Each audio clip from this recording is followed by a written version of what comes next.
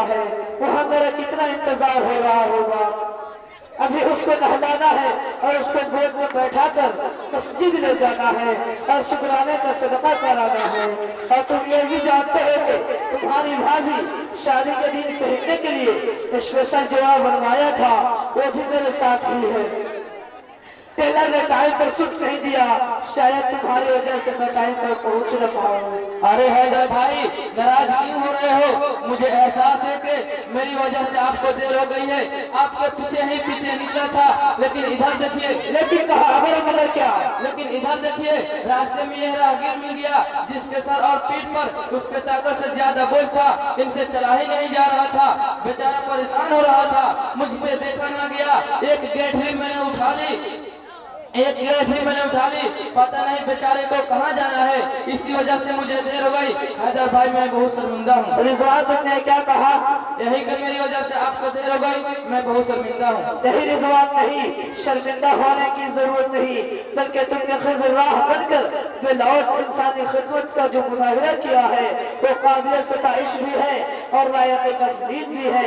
तुम्हारी जज्बा उखवत, तुम्हारी मोहब्बत और तुम्हारी कदर मंजिलत मेरे रगो रशे में ऐसे समा गई है जैसे शाखे में गुल बाद सहरगाई का नम। अनका है, अनका नहीं, कामयाब तो जरूर है। इंसानियत के बुनियाद पर, इंसानियत के जज्बा साजिश से सरशार तुम्हीं जैसे लोगों ने इंसानियत की शमा रोशन कर रखी है।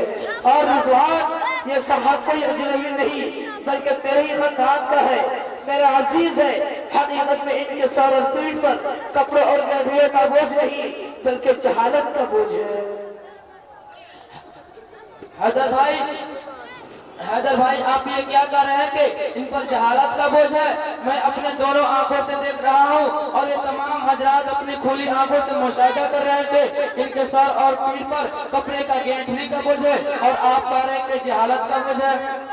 अरे रिजवान, कपड़े की गठन लेकर दर बदर फिरना और इधर उधर की ठोकरें खाना जहालत की वजह से है, अनपढ़ होने की वजह से है। इसीलिए मैं कह रहा हूँ कि इनके सर और पीठ पर कपड़ा और गठरियों का बोझ नहीं बल्कि दर हकीकत जहालत का बोझ है। आपका तजर्बा बिल्कुल दुरुस्त है, बिल्कुल बजा है। अच्छा, आपने कहा कि ये कोई अजनबी नहीं है बल्कि खानदानी ही कहे। जरा बताइए कि ये कौन है, आपका रिश्ता इनसे क्या है और इनकी इस गई गुजरी हालत क्या है? अरे रिजवान, ये मेरा चच्चा जान भाई बुद्धू भैया है। चच्चा जान और खानदान के बड़े बड़े बुजुर्गों के समझाने के बावजूद इन्होंने तालीम की तरफ जरा भी मुतवज्जो न दी और पढ़ने लिखने में कीमती वक्त खेलकूद में और सैर तफरीह में गवा दिया। जब जिम्मेदारियां का बोझ सर पर पड़ा तो बिगड़े हुए नवाबों की तरह खानदानी जायदाद प्रॉपर्टी बेच बेच कर खाने लगे। कुछ ने लोगों को समझाने बुझाने की वजह से कपड़े का धंधे शुरू किया। धंधे के लिए इल्म होनी चाहिए, हिसाब किताब से वाकिफ होनी चाहिए, लेकिन यहाँ तो इल्म से खाली है। धंधा फेल हो गया, पेट का तकाजा बाकी रहा।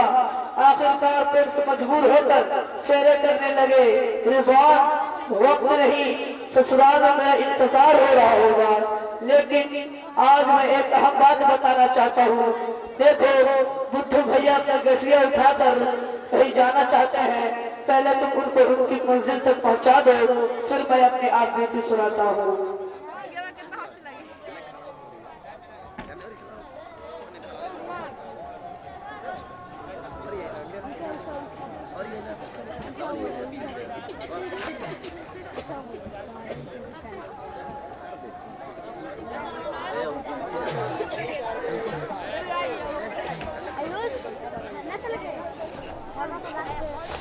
हाँ हैदर भाई, आप अपनी बात सुनाइए। हाँ, सो बुद्धू भैया के खेलकूद, उद्धम चपड़ी और दोस्तों की चकाचौंध वाली में मैं भी तालीम से लापरवाही बरतने लगा। बुद्धू भैया उद्धम चौकड़ी में शामिल हो गया। मेरे वालिद से ज्यादा मेरे वालिदा ने उस पर एक नोटिस लिया और कभी सख्ती से समझा दी कि बेटा, इल्म नूर है, इल्म रोशनी है और जहालत जुल्मत है और तारीकी है। तारीकी में रहने वाला कभी ऊंचा उड़ान नहीं बन सकता, कभी ऊंचा मंसब हासिल नहीं कर सकता। एक दिन उन्होंने कहा कि बेटा, दाना हराम में मिलकर गुलजार होता है, लोहा आग पिघल कर फौलाद बनता है, सोना भट्टी में तक कर कुंदन होता है, और इंसान तालीम से निखरता है, इल्म से चमकता है। और अल्लाह ने इंसान में बड़े सलाहियतें रखी है, ये सलाहियतें इल्म से उजागर होती है, इनमें इल्म से गहराई, बालिदगी और निखार पैदा होता है। एक दिन उन्होंने मेरे सर पे हाथ रखकर बड़े शफ़क़त से कहा कि मेरा लख्त जिगर गुर्बत के गोद से, करल के गोद से, यहाँ तक के दाद के गोद से आदमी नजात पा सकता है, लेकिन जहालत की गोद से कभी छुटकारा नहीं पा सकता। मेरे बच्चे, मैं तेरे माथे पर जहालत के कलम के बजाय मैं तेरे सर पर दस्तार फजीलत और इल्म के दरिया ताज दिखना चाहती हूँ, इसलिए मेरी बात मानिए और आज ही मदरसा की राह ले। रिजवान, बाकी ये बातें मेरे दिल पर नक्श हो गई, और बाकी इन दिल की बातों को मशाल राह बनाकर फिर अपने तालीमी सफर का आगाज किया, और अपने अज़्म महकम जहद मुसलसल और बाकी दुआओं के सहारे इल्म की राह में आगे बढ़ता गया। और ये इल्म की राह पर चलने वाला ये गरीब मुसाफिर कामयाबियों से हमकिनार हुआ। आज उसी इल्म की वजह से मेरे पास इज्जत, दौलत, शोहरत, फरोत, मनसब सब कुछ है, वरना बुद्धू भैया की तरह मेरे सर और पीठ पर कपड़ों और गठरियों का बोझ होता। वाकई में जहालत के बोझे कैसे बोझे जिससे इंसान कभी निजात हासिल नहीं कर सकता। अरे देखो, बुद्धू भैया फिर आ गए, अगर आ ही गए तो इनसे इनकी आप बीती और इनकी जिंदगी कैसे गुजर रही है इससे पूछ लेते हैं। हाँ बुद्धू भैया, आपका जिंदगी कैसे गुजर रही है, ये माजमा जानना चाहता है।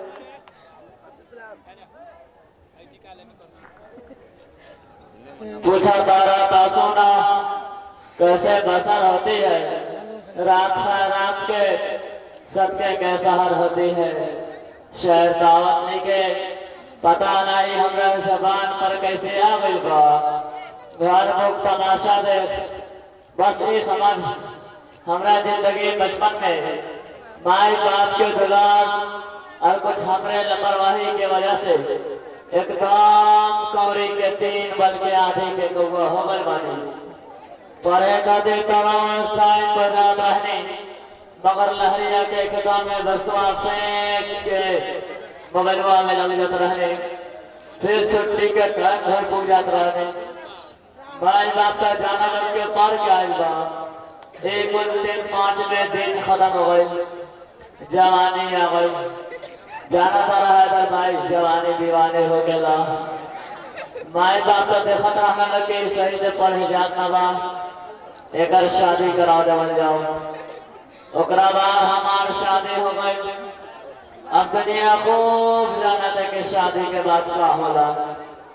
भूल गल खेल कूद भूल गल छकरी, भूल गल खेल कूद भूल गल छकरी, 3 चीज याद रखम तेल न करी। अब तक जवानी खत्म है के करीब हो गई बा, लेकिन अल्हम्दुलिल्लाह कई बच्चे के बाप हो गए बने, और माई बाप तो बहुत पहले दुनिया से गुजर गए हो, और मौगियों सब छोड़ छाड़ के चल गई। अब तक कमरिया भी झुक गई, अब तो हम कौनो लाइक के नहीं थे, अब तो रास्ता चले में नहीं वो चिनावे न सके। ओ बुद्ध भैया का बजाता रहो, अब अपने से हम का कही, शबाब हाथ से जाता रहा पता ना चला, शबाब हाथ से जाता रहा पता ना चला, उसी को ढूंढ रहा हूँ कमरिया झुकाए हुए। अब तो हम कौनो लाइन के नहीं थे, दरपन खेल में खोया, जवानी नींद बसोया, बुढ़ापा देख कर रोया। अब तो अफसोस के सिवा कौनो चीज हमारा हाथ में ना बके, पेट के आग खाते दर के ठोकर खाता नहीं। अब हम कौनी लोगों से हाथ जोड़कर विनती कराता नहीं के अपन लेखन के जरूर पढ़िया लोगन, न तो वो धरती के बोझ बन जाए और कबो माफ ना करे। रात में लुत्फ है परहेज की सालन की तरह, रात में लुत्फ है परहेज की सालन की तरह, दिन भिखारी की कटोरी की तरह खाली है। हैदर भाई, आज मैं भी आपका घरेलू मुलाजिमा बनकर जहालत का बोझ ढो रहा हूँ, लेकिन मैं अहद करता हूँ कि खुद भूख बर्दाश्त कर लूंगा, लेकिन बच्चे को तालीम जरूर दिलाऊंगा, ताकि बुद्धू भैया की तरह उनके सर और पीठ पर जहालत का बोझ न हो, आपके तरह उनके सर पर इल्म की जदीद ताज हो। माशाअल्लाह, आपका ख्याल बहुत अच्छा है। अल्लाह ताला आपके बच्चे को आलिम बामल बनाए।